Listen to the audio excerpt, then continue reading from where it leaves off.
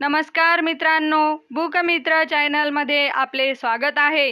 चला तर ऐकूया जीवनाला कलाटणी देणारा राष्ट्रसंत तुकडोजी महाराज लिखित ग्रंथ ग्रामगीता. ग्रामगीता अध्याय 14वा. ग्राम आरोग्य. श्री गुरुदेवाय नमा. एक श्रोता महाभाविक म्हणे, गावही केले ठीक, तरी देवाने मारली मेघ ती निघू शकेना. प्रत्यक्ष शहर जरी झाले तरी देवा पुढे ताब न चाले. तेथे खेडे शहरापरी केले तरी काय होते. देवी देवतांचा कोप झाला, कॉलरा पटकीचा झटका आला. म्हणजे सुधारूच न शके कोणाला बाप वैद्याचा. मनोनी देवता राहती प्रसन्न, ऐसे करावे पूजन. गाव असो की शहर संपन्न, सुखी त्याविन न राहे. मित्रा ऐक याचे उत्तर, देव देवता किंवा परमेश्वर हे कृपेचेची अवतार. कोपची नाही त्या ठाई, कोप करीती ते दुष्टांवरी. त्यातही उद्धार भावची अंतरी, तेथे निरपराध्यांस छळती जरी, तरी तया देव न म्हणावे. सर्व लोक लेकरे त्याची, छळना का करील कोणाची. कृती आपुलीच आपणा जाची, शत्रू आपणची आपुले. चहूबाजूंनी केली घाण, त्यात जंतू झाले निर्माण.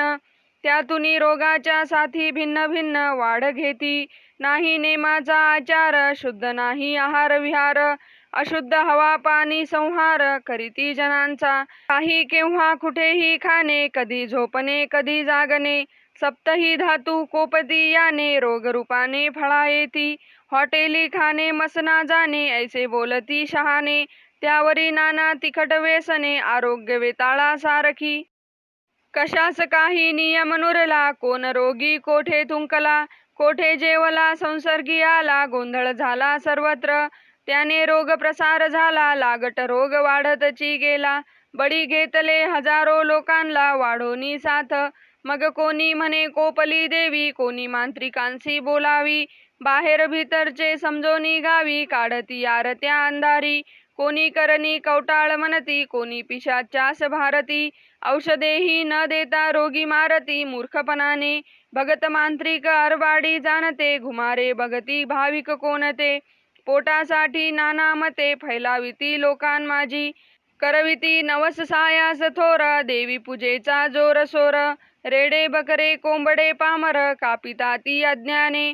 देवानेची केले जीव, तयास कैची मारण्याची हाव. मधले दलाल करीती ठेव, आपुली हौस पुरवावया. संते देवास केले प्रसन्न, तेव्हा बळी दिले कोण.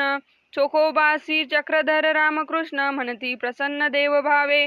देवासी पाहिजे बलिदान, तो पशु आपुला भ्रम अभिमान. गावचे गेल्याविन अज्ञान, सुखी जीवन न होई. गाव असो अथवा शहर, तेथील बिघडले आचार विचार. मनोनीच रोगराईने बेजार, जाहले सारे जनलोक.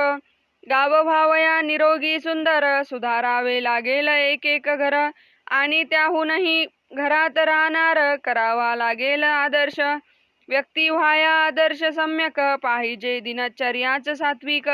सारे जीवन निरोगी सुरेख, तरीच होईल गावाचे. नियमी बांधला एक एक दिन, त्यानेच सुधरे जीवन संपूर्ण. गावाची होय आरोग्य संपन्न, सारे प्रसन्न देवी देव. नियमांचा मुख्य आधार, मजबूत पाहिजे निर्धार. त्यावरीच उत्कर्षाची मदार, ऐहिक आणि आध्यात्मिक. नाही तरी मानवाने नियम केले, सर्व जीवन सुरळीत चाले. परी एकदा दुर्लक्ष झाले की चुकतची जाते.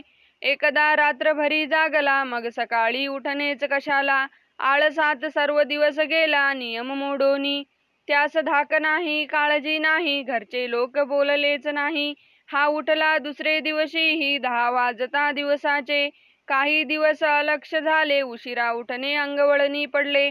मग बदले ना काही केले उपचार जरी.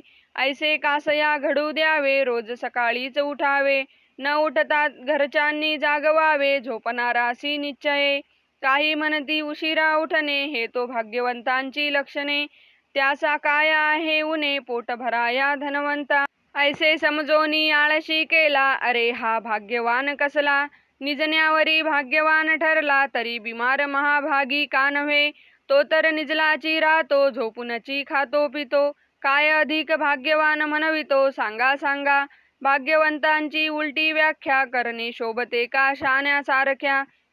अरे सकाळी उठणारासची सख्या भाग्यवंत म्हणावे. श्रमातूनची निपजे भाग्य संपत्ती निजणारे तिची हानी करीती. इतरा श्रम अधिक पाडती उत्साह घटे आपलाही. झोपी गेला घरचा धनी सूर्य चालला डोक्यावरोनी. उन्न पडले तरी निजोनी कड फेरितो झोपेचा. नोकर चाकर आळस करीती म्हणती घरधनीच झोपती. मग आपणची कैशारीती काम करावे जाओनी. ऐसा सारा अंधार पडे वाजती श्वानांचे चौघडे. मूलबाळ रडे ओरडे झोप काढी ती आया बाया. घरदार कोठोनी पवित्र जागल्यावरीही आळसले गात्र. अव्यवस्था माझे सर्वत्र बद्धकोष्ठता वाढ घे. यातूनची वाढती सर्व रोग वैद्य डॉक्टरांचा लागला भोग. तिकडे बिघडत गेले उद्योग शिरले दुर्भाग्य त्या घरी. प्रातकाळची आरोग्यदायी हवा सदा सर्वदा मानवते जीवा. प्रसन्नता देई ऋतू ते धवा सर्व प्राणी मात्रांसी. सर्व वने राने जागी होती पुष्पे सारे विकास पावती. पशु पक्षी ही नेहमी उठती प्रातकाळी.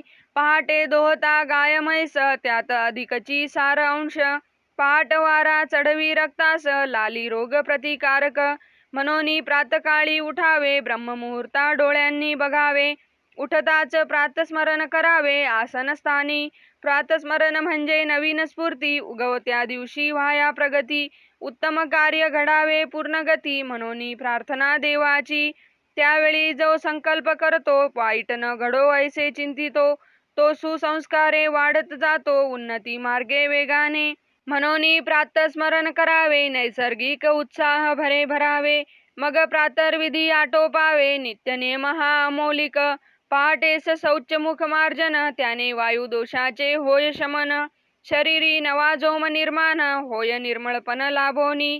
सकाळी करावे उषपान त्याने अंतरिंद्रियाचे शांतवन. नंतर करावे शीतजल स्नान अति प्रसन्न चित्त राहे.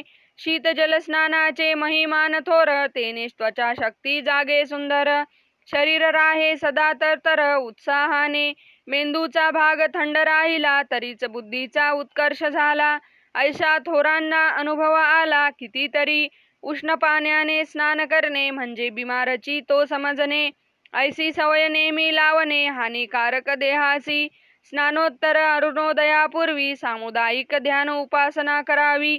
प्रार्थना मंदिर अथवा पडवी ध्यानास्तव पहावी निर्मळ. अरुणोदयाची सुवर्ण प्रभा दिसे लावण्याची शोभा. निसर्ग वाढवी शांती प्रतिभा अलभ्य लाभा पावती योगी. जनमनती योग्यांनी ध्यान करावे आपण कासया उठावे स्मरावे. हे म्हणणे कदापि नोहे बरवे कोणाचेही. योगी आपली समाधी धरी साधक सन्मार्गाचा योग करी. जीवन उज्ज्वलतेचा योग संसारी प्रातकाळी साधतसे. ध्यानपरीच सहल प्रातकाळची जरूर करावी सवय रोजची. त्याने देह मन राहे निर्मल सुची. प्राणवायू स्पर्शाने कोणी धावती कोणी चालती. कोणी आसने सूर्यनमस्कार घालती. कोणी गाती चिंतन करीती हे दृश्य दिसो प्रभाती. काही पठन पाठन करावे शरीर मनासी वळण लावावे. आयुष्य सुंदर होते आघवे ऐसा क्रमे. घरी असो वा आश्रमी प्रवासी असो वा तीर्थधामी. प्रातकाळी नित्यनियमी अभ्यासक्रम उरकवावा. घरा आश्रमाची करावी सफाई स्वच्छता मार्गी ठाई ठाई. गाई म्हशींचे गोठे सर्वही आरशासारखे करावे. गडी माणसांनी सहाय्य करावे. परी प्रत्येकाने काम करावे. आई बाई मिळोनी उरकवावे कामधंदे चटचट. कोणीही बघे अरुणोदयी संडास मार्जन रांगोळी रई. आत बाहेर गलिच्छता नाही कामे झाली सकळांची. ऐसे ज्या गावी झाले समजावे लक्ष्मीचे मन मोहिले. आरोग्याचे राज्य आले तया गावी. तेथे उदंड आयुष्य वाढते जेथे प्रातकाळी स्वच्छता होते. कोणीही न दिसे झोपला जेथे प्राणी मात्र. म्हणून ऐसे नियम करावे चुकलियाही चुको न द्यावे. पुन्हा पुन्हा सावरावे वर्तन आपुले. ऐसा अभ्यास जडल्यावरी आरोग्य भाग्य नांदे संसारी. औषधांची गरजची नुरे शरीरी वाढे अभ्यंतरी नवे तेज. पूर्वी प्रातकाळी मध्यान्ना आणि सायंकाळी जाना. होती त्रिकाळ संध्या प्रार्थना संस्कारास्तव लाविली. ते सर्व काळाची उचित म्हणून प्रातर्ध्यान नियमित आणि सायं प्रार्थना ही नेमस्त करीत जावी सर्वांनी. निद्रेची या आधी अंती दिवस रात्रीच्या संधी प्रती आणि भोजन समयी संकल्प होती ते बनती दृढ संस्कार. जनी भोजनी हरी आळवणे गीतपाठादी उच्चारणे सात्विक भाव हृदयी भरणे शुद्ध करी जीवनासी. श्रोतियांनी प्रश्न केला भोजनी आळवावे भगवंताला याचे फळ सांगा आम्हाला काय कैसे. भोजन म्हणजे आहार घेणे तेथे कशाला देवाचे गाणे हास्य विनोद कान करणे उल्हासास्तव ऐका याचेही उत्तर. भोजन म्हणजे पिंड संस्कार यज्ञ ही यासी म्हणती थोर वैश्वानर अग्नी माझी. भोजनाचे वेळी प्रसन्न केली या विचार शुभचिंतन तैसेची भिनती निर्मळ गुण अन्नासवे. पवित्र धूप सुगंध सात्विक तेने वातावरण रोगनाशक. रांगोळ्या आदी प्रसन्नकारक स्वच्छ असावी जागा तरी स्वच्छते विना जे भोजन समजावे ते मलिनपण. अग्नी वाढाया हातपाय धुवोन पुसोनी भोजन करावे काही करावे भोजनापूर्वी काम जेणे मिळे सकळांसी आराम. कार्य होतसे सुगम सर्व जना मिळोनी कोणी आसने पाट टाकावे कोणी वाढावे पाणी ठेवावे कोणी उदबत्ती धूप लावावे सुगंधासाठी. प्रथम बसोनी पाठ म्हणावा गंभीर सुरे रंग भरावा वाढणे संपता शांती मंत्र गाया गांभीर्याने. मग करावे ब्रह्मार्पण आदराने करावे अन्न सेवन भोजनी ही श्लोक मधुर वचन उल्हासाने बोलावे. भोजनापूर्वी आचमन त्याचा उद्देश अग्निदीपन चित्राहुती जल आवर्तन समर्पण हाची भाव त्याचा. ईश्वर उपजविले अन्न ते अन्न ईश्वरी कृपादान ज्यावरी सर्वांचे असे जीवन त्याचे ऋण आठवावे. त्याची लेकरे जीवजन त्यांना आधी लाभावे अन्न यासाठी विश्वदेवाचे संतर्पण यज्ञमय भोजन या भावे. भोजन म्हणजे भूमातेचा प्रसाद समजोनी सुखे घ्यावा आस्वाद. ज्यात शेतकऱ्यांचे कष्ट विशद ते अन्न सेवावे सेवेस्तव. ऐशा सद्भावे आदरे सेवावे उत्तम श्लोक भजनी गावे. वेडे वाकुडे न बोलावे क्रोधान यावे भोजनासमयी.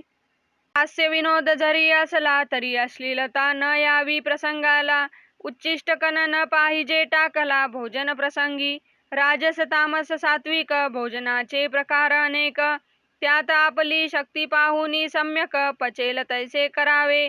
कोणी सज्जन म्हणती भले पचनासाठी सर्वची खाद्य निर्मिले परंतु पचनाचे तारतम्य पाहिले पाहिजे जुळवोनी. कोणी खाद्य रोग करी कोणी खाद्य भोग करी कोणी खाद्य वाईट संस्कारी करीते प्राण्या. जीव काही चुनखडीही खाती काही मांस किडे भक्षिती परंतु त्याची स्वभाव प्रकृती त्याची परी राहे. मानवाने काय खावे म्हणजे मानवपणेची शोभावे हेची येथे पहावे लागते सज्जनांसी. शुद्ध सात्विक अन्न घेतले त्याने सात्विक विचार प्रवर्तले. तामस राजस खाद्य सेविले तैसे झाले आचरण. मद्य मांसाहार करीती कोणी विकार बुद्धी वाढे मनमानी. भलतेची रोग जाती लागोनी सांसर्गिक आदी. हे तो निश्चितची आहे खाद्य रस रक्त उत्पन्न होय. रक्तापासोनी मासमेद वीर्य निसंशय होती शरीरी. जैसे ज्याचे रस रक्त गुण तैसे विचार होती स्फुरण. क्रूर शूर मंद बुद्धिमान रक्त मिश्रणे दिसताती. काही अनुवांशिक गुण येती रक्तरेताची या मिश्रस्थिती. काही खाण्यापिण्याचेही होती संस्कार अंगी. काही संगतीने वळण लागे भूमिपात्रे काही परिणाम जागे. काही प्रयत्नशीलतेचे धागे वळविती जीवा. हे सर्व जरी खरे असले तरी मुख्य अंग खाद्यपेयची झाले कारण त्यानेच बनले घटले रक्तमांस जीवाचे. उत्तम रक्ताचे असावे शरीर तरी अन्नही उत्तमची खावे सुंदर. बाष्कळ खाता मेंदू इंद्रियावर बाष्कळताची येईल. मग विषय वासना नावरे लागेल बहिरंगाचे वारे. झगडती जैसी जनावरे तैसे अनावर मानवही. ज्यासी क्रूर कर्मची करणे आहे त्याने तेची खावे निसंशय. तैसेची भोगावेत अपाय झाली या अंगी. ज्यासी मनुष्यपण लाभावे ऐसे वाटे जीवे भावे. त्याने सात्विक अन्नची सेवावे सर्वतोपरी. एकाने ऐसा प्रश्न केला, सात्विक अन्न कुठले गरीबाला, त्याने काय करावे बोला जीवनासाठी. मित्र हो, सात्विक अन्नाची सहज मिळते, जे श्रमाने शेतीत पिकते. भाजी भाकरी भात पोळी लाभते अल्प प्रयासे. सूर्यकिरणांनी तयार झाली कंद भाज्या फळे बागेत पिकली. सत्वांशयुक्त सर्वतोपरी भली आरोग्यदायी. साधे सहज ताजे पावन तेची असे सात्विक अन्न. नाना विकृतींचे मिष्टान्न ते सात्विक नव्हे. कळना कोंडाही सात्विक, ज्या सत्वे जगती गरीब लोक. सात्विक म्हणजे शरीर पोषक आरोग्यदायी सुसंस्कारी. तळले विटले खाऊ नये, आंबट खारट सेवू नये, तैसे अति गोडही जेवू नये. भोजनी कोणी मिष्टान्न नेहमी सेवू नये. तळण मसाले खाऊ नये, मिरचीवरी सोकावू नये. सर्वांनीच स्वच्छ असावे सात्विकान्न, ताजे रुचिकर आणि रसपूर्ण. पालेभाजी फळभाजी विभिन्न, स्वाद संपन्न मुळातची. उगीच आटवून आटवून रबडी खाणे, वाटून वाटून पुरणपोळी करणे. तळून तळून भजे पुऱ्या जेवणे, उन्मत्तांचे भोजन हे. चाळून गाळून केला रवा, पिसून किसून भरला खवा. खाताना जीभ करी वाहवा, पोट जाई कामातुनी. काहींनी खाण्याचीच वाढविली कला, भात खाती टोपला टोपला. वरोनी चिंचपाणी पेला पेला, भातावरी घेती. काही लाडू पेढे खूपची खाती, रबडी हलवा तंडोनी घेती. पैसे ठरवूनी माप लाविती खावयाचे, मग त्याने पचन होईना. सारा शरीराचा होय धिंगाणा, नाना रोग जडती यातना द्यावयासी. कोणी स्वादासाठी भोजन करीती, नको असले तरी पोटात कोंबती. मग बिमारी घेऊन उठती, कॉलरा अपचन संग्रहणी. काहींना होते उदरकुंदी, चाले अपचनातुनी दुर्गंधी. लोक हसती खाणे पिणे स्वच्छंदी, का करतो मनोनिया. प्रकृतीच्या विरुद्ध आहार, नाही काळवेळाचा सुमार. आंबट तेलकट आदी विषम मिश्र, ऐसा आहार विषारी. काही लोक ऐसेची खाती, प्रकृती बिघडली औषधे घेती. गरिबास कुठली इतकी संपत्ती, वैद्य होती घरोघरी. डॉक्टर म्हणती पथ्यची नाही, तेने रोगाचे मूळ तैसेची राही. रोगी पाहती तेच नित्यही, मृत्यूची घाई झाल्या परी. पहिले खाओनी मस्त व्हावे, मग औषधी घेऊनी पचवावे. ऐसे उपद्रव कासयासी करावे उन्मत्तपणे. उगीच आहे ऐसे खाणे, पचविण्यासाठी चूर्ण घेणे. अन्न रसाची नासाडी करणे कशासाठी. आत वाढत जातात विकृती, धन्वंतरीही काय करीती. नष्ट करोनी औषधे संपत्ती, मुखी माती पडतसे. परंतु लोक आग्रही पडती, हितचिंतक म्हणून खाया देती. ते समजावे घातक श्रोती, ठेवावी निश्चिती आहाराची.